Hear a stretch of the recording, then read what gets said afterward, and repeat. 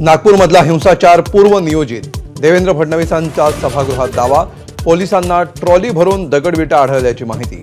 पोलिसांवर हल्ला करणाऱ्यांना सोडणार नसल्याचा इशारा.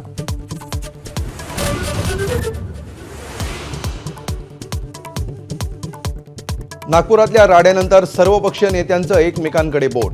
अबू आझमी यांनी पहिली सुरुवात केली. सत्ताधाऱ्यांचा हल्लाबोल तर नितेश राणेंसारख्या वादग्रस्त वक्तव्यामुळे ठिणगी पडली, विरोधकांचा आरोप. पुढचे काही दिवस शांत रहा. मुख्यमंत्री देवेंद्र फडणवीस यांची नितेश राणेंना दालनात बोलावून तंबी. तर आपण मुख्यमंत्र्यांच्या लाडक्या मंत्र्यांपैकी एक म्हणत नितेश राणेंनी केला इन्कार.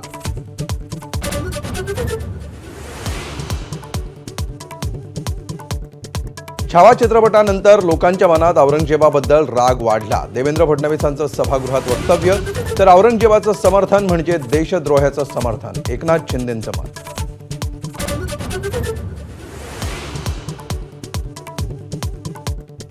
उद्धव ठाकरे दिल्लीला जाऊन मोदींची माफी मागून आले. एकनाथ शिंदेंचा विधान परिषदेत मोठा दावा. फडणवीस महाजनांना जेलमध्ये टाकण्याचा डाव होता, केला आरोप.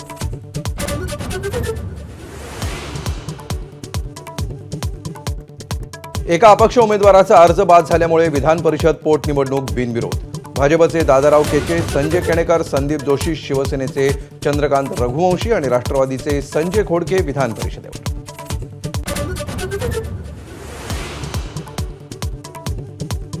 भारतीय वंशाची अंतराळवीर सुनीता विल्यम्स आणि बुच विल्मर पृथ्वीच्या दिशेने झेपावले. 9 महिन्यांच्या अंतराळवासानंतर पृथ्वीवर परतण्याचा योग.